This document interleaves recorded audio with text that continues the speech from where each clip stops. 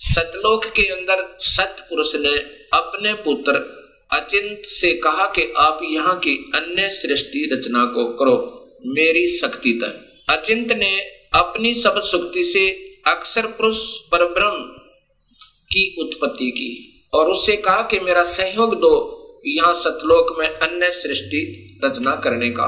अक्षर पुरुष अर्थात ये परब्रह्म एक सतलोक में बने हुए मान सरोवर में, उसके अंदर अमृत जल है। सतलोक के अंदर उस अमृत सरोवर में प्रवेश कर गए और वहां आनंद से विश्राम करने लगे। अक्षर पुरुष को निद्रा आ गई। सतलोक के अंदर श्वासों से शरीर नहीं है, काफी समय तक सोते रहे।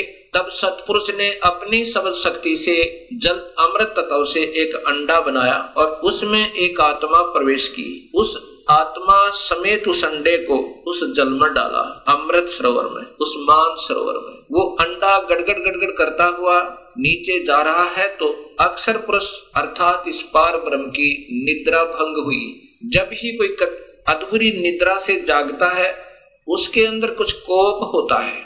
अब जो ही उसने अपनी कोप सहित दृष्टि से देखा कि मेरी निद्रा किसने भंग कर दी, तब उसका वो कोप उस अंडे पर पड़ा। अंडा दो भाग हो गया, उसमें से ये ब्रह्म निकला, क्षर पुरुष।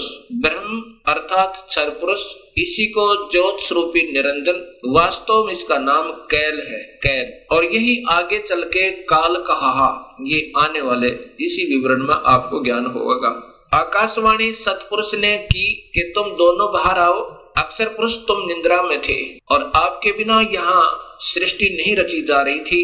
तुम दोनों बाहर आओ और तुम्हें जगाने के लिए सारी क्रिया की गई और तुम दोनों के दोनों अचिंत के लोक में रहो। ऐसे आदेश प्रभु का पाक है। वे दोनों के दोनों अचिंत के लोक में रहने लगे काफी समय तक। उसके बाद हम सभी की उत्पत्ति कबीर परमेश्वर ने, उसी सतपुरुष ने अपने शब्द शक्ति से हम सबकी उत्पत्ति वहां पर की।